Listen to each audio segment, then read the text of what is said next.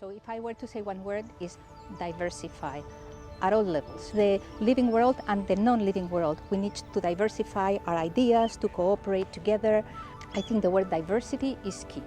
Not only biodiversity, which I love and it's close to my heart, but diversity at all possible levels. It opens our minds, and we need it right now to search for solutions to these great problems that we're facing.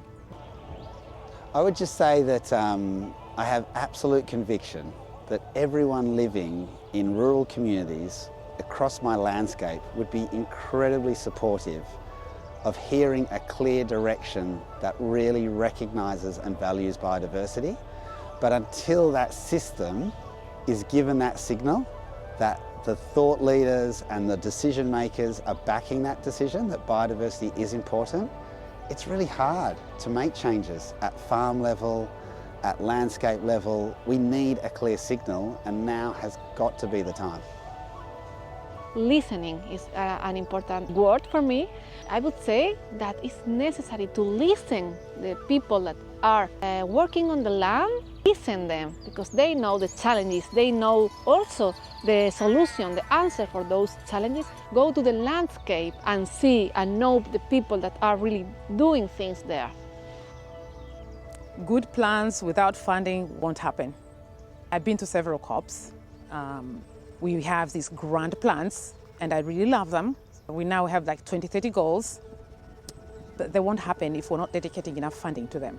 Being from a developing country, there's some things that will be very slow to happen unless the developing countries are facilitated to adopt more energy efficient, cleaner methods of doing things.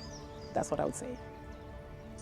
I would suggest that please try to have achievable goals and not the non-achievable ones in terms of biodiversity losses, in terms of climate change.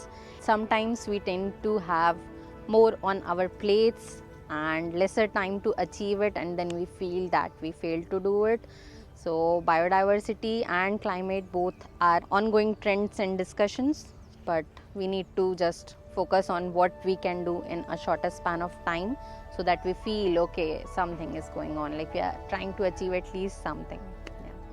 The history of looking after our environment in recent decades has often meant that we see it as something that's nice to have, an additional extra. Oh, we've got a little bit of extra money to put into conservation work or restoration work.